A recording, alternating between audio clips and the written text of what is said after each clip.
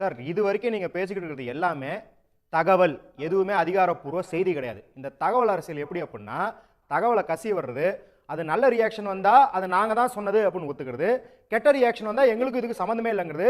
இது மாதிரி ஒரு மானங்கட்ட கோலத்தனமான அரசியலை தமிழ்நாடு பார்த்தது கிடையாது, இந்தியாவும் பார்த்தது கிடையாது.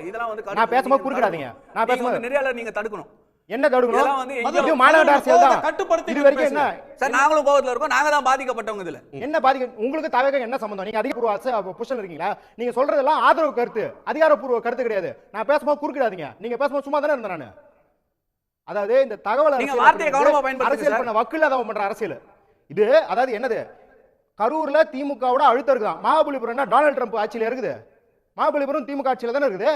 அப்புறம் மண்டபம் கிடைக்கல. ஒரு மண்டபத்துக்கு பர்மிஷன் வாங்க வக்கீல், அது நீங்களே எப்படி தமிழ்நாடு ஆட்சி பண்ண போறீங்க? மண்டபத்துக்கு பர்மிஷன் கொடுத்த லெட்டர் காட்டுங்க, எஸ்பிட்ட கொடுத்த லெட்டர் காட்டுங்க, டிஜிபிட்ட, எல்லா இடத்துக்கும். அது சின்ன நிகழ்வுனா கூட ரெஸ்பான்ஸ் வரும். அந்த ரெஸ்பான்ஸ் எடுத்து வெளியே போடுங்க.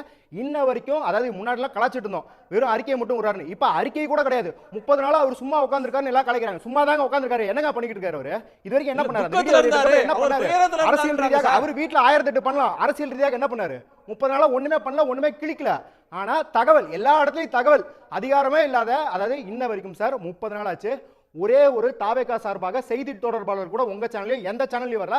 ஆதரவுன்னு போட்டுக்கிட்டு கண்ட வதந்தியை அடிச்சு விடுறதுக்கு நிறைய பேர் வராங்க. ஆனா இதை வச்சுக்கிட்டு நாங்க வந்து தாவேகாவை அசஸ் பண்ணோம், தாவேகாவுக்கு வாக்கு போடணும், இவரை முதலமைச்சர் ஆக்கணும், இதெல்லாம் இந்த மாதிரி ஒரு கேவலமான அரசியல். அவங்க வந்து லட்சுமி தோழர் வந்து ரொம்ப நாகரிகமா சொன்னாங்க, இது ரொம்ப தவறுன்னு. நான் சொல்றேன், இது ஒரு மானகட்ட அரசியல், முதுகெலும்பற்ற அரசியல். அதாவது அஜித்குமார் வீட்டுக்கு போனா கூட்டம் வராது, 41 பேர் வீட்டுக்கு போனா கூட்டம் வரும் அப்படின்னா நீங்க யாரை கொச்சப்படுத்துறீங்க? யாரை கொச்சப்படுத்துறீங்க? உங்க ரசிகர்கள் நீங்க கொச்சப்படுத்துறீங்க. Zero tolerance. எங்க ரசிகர்கள் வந்தா தடி அடி அடிச்சு நவுத்து அப்படிங்கிறது யாரை அசிங்கப்படுத்துறீங்க?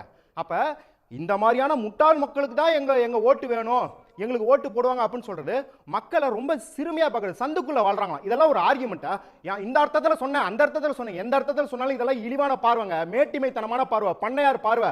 அந்த பண்ணையார் பார்வையோட உச்சமா தான் விஜய் இருக்கிறாரு அப்படிங்கிறத 30 நாள் மௌனம் காத்துட்டு அவங்கள கூட்டிட்டு வந்து பாக்குறது. சரி, அரசியல் கட்சியில, பெரிய அரசியல் கட்சியில கரூர் சம்பவத்தை விட்டுருவோம், அவரை எதுவுமே தப்பு சொல்ல வேணாம். 30 வருஷமா வேற என்ன அரசியல் தலையிட்டீங்க? இந்த கரூர் சம்பவத்தை தவிர 30 நாளா வேற என்ன ஒரு துரும்பாச்சும் வேற ஏதாவது ஒரு பிரச்சனைக்கு அசிச்சிங்களா? ஏதாவது ஒரு அரசியல் கட்சி அசம்பாவிதம் நடந்தா வேற எந்த விஷயத்திலுமே தலையிடாம அதிலே மூழ்கி கிடக்கிறது கிடையாது. சரி, வரலாறு காணாத ஒரு அசம்பாவிதத்தை சந்திச்சிட்டீங்க, அதுக்கு மட்டும் என்ன பண்ணீங்க? இன்ன வரைக்கும் நான் தான் சொல்றேன், அபிஷியல் ஸ்போக்ஸ் பர்சன் யாருமே வெளியே வரல, யாருமே வெளியே வந்து இது நடக்க போகுது அப்படின்னு தகவல் கொடுக்கல.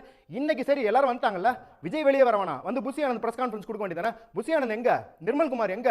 ராஜ்மோகன், கொள்கை பருவ செயலர் ராஜ்மோகன் எங்க? ஒரு கட்சியே காணாம போனது, 404 நாட் ஃபவுண்டா இருந்தது, தமிழக வரலாறுலயோ இந்திய வரலாறுலயோ உலக வரலாறுலயோ கூட கிடையாது.